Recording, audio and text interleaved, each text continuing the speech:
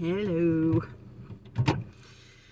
So, today, Saturday, 2nd of February,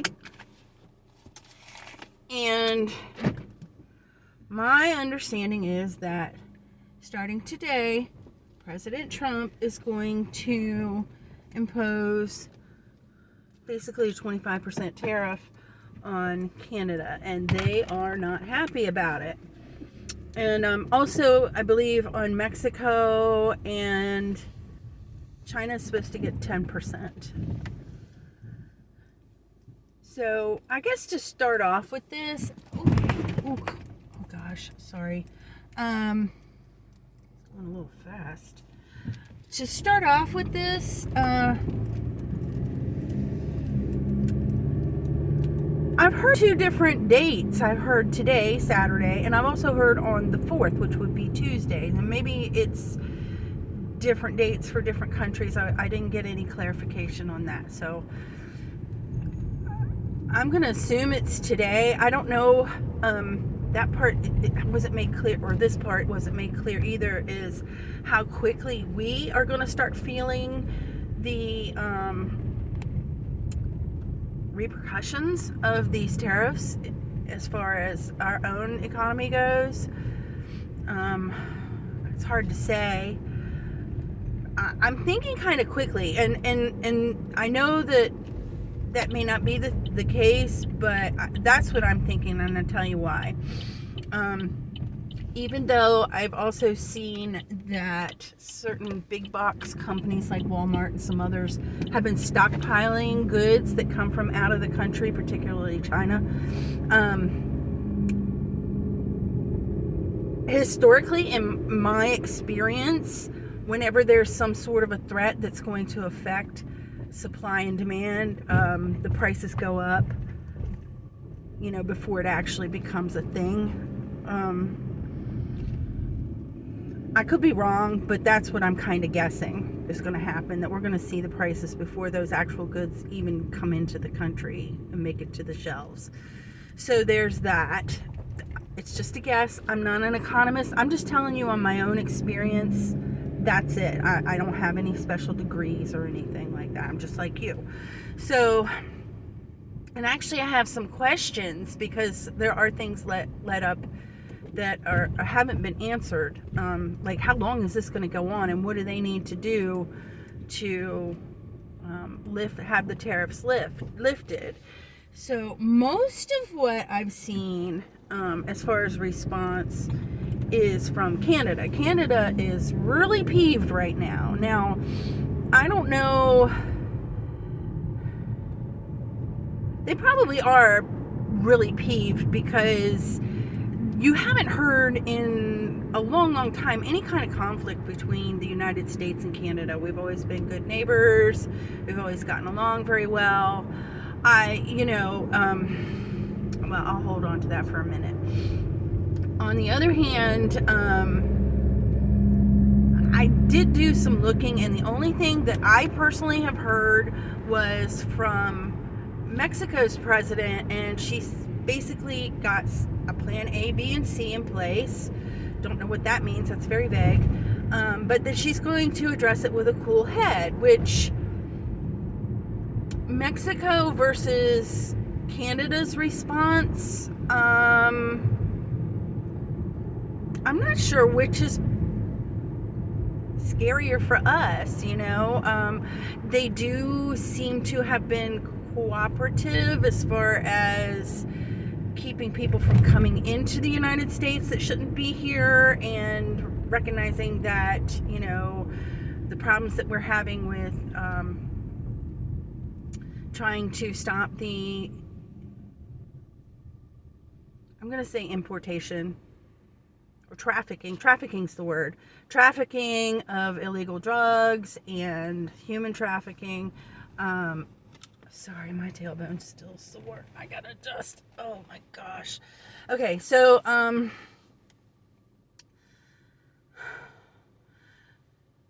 that could be frightening in that she may have another plan that's really going to hurt us hard, but Canada's response, as far as what I saw, was a little bit more emotional and obvious, like, punch bag, really.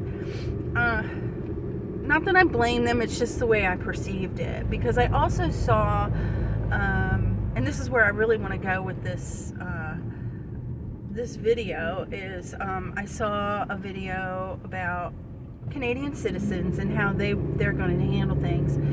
And, Trudeau did say, he said very clearly that, it's going to affect them with things like fruits and juices and cars and things like that. And,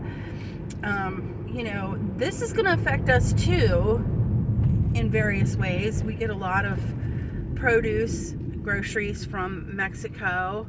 And so the big thing seems to be avocados with Super Bowl coming up. The price of avocados going up, and I'm sure some other vegetables and fruits that we get from Mexico.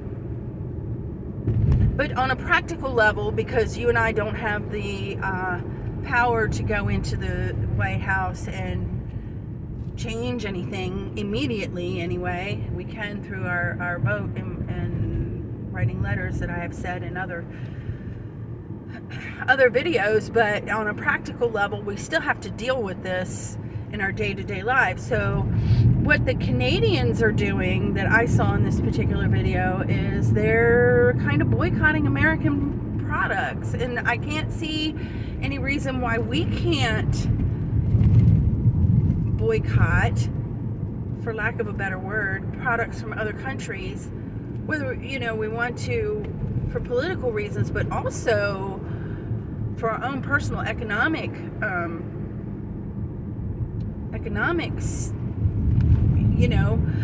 And I'll tell you something about avocados. Okay, so when I was a kid, I don't know where they were coming from. I don't know if they were coming from Mexico or if they were coming from California or Florida. But avocados were a seasonal thing. You had a very small window when you could buy an avocado. A lot of people didn't even know what they were, especially on the East Coast where I grew up. And maybe in California and other places they did. Where, my mother knew what they were because she had lived in Texas for a while, and that's how she knew what they were. And so when they were in season, she would buy one, maybe two. And this was a treat. It was not something that we had every single day like we do now. And she would buy a couple of them, and they were always underripe. Always. They were never ready to eat when we bought them, which, that's the way I'm used to buying them anyway, is when they're underripe, and you just have to let them ripen up. It seems the best way. And we know how avocados can go from green to ripe to rotten in a matter of, seems like seconds. But anyway, she would buy them and set them in the windowsill in our kitchen for them to ripen. And then I didn't even know what guacamole was.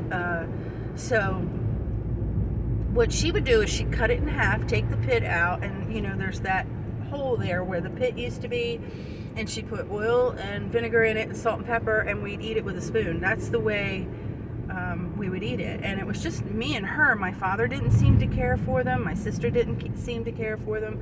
So this was just something she would share with me, and it seemed like she probably ate more of it than I did, but they were good. I loved avocados even when I was a kid, and it was something special. And it's actually still my favorite way to eat them, more than guacamole. I just like them like in a salad, that kind of thing. So that's my perspective on avocado. I don't eat them every single day like other people do. I sometimes am appalled even now at the price of avocados, and I've also gotten very picky about them. I only like the black Hass. I don't like the large green ones. And there was only the black Hass when I was growing up, not the green ones, the big green ones. So anyway, that's a little sidebar. But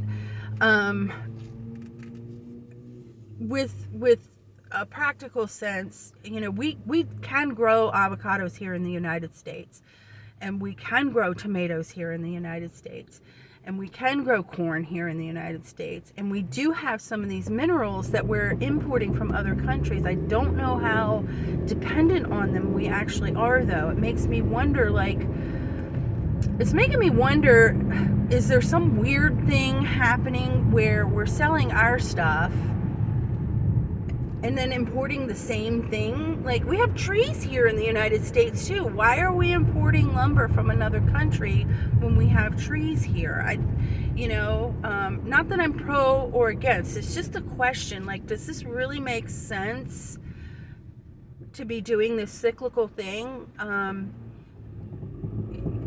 where you're selling something to make a profit, but then you're buying it somewhere else when you have it in your own garden?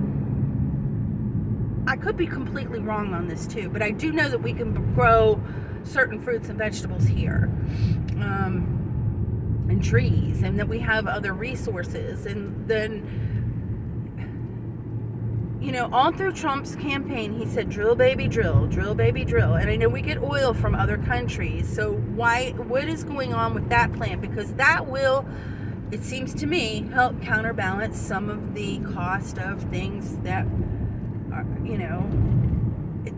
the price of oil jacks up the price of everything. We all know that.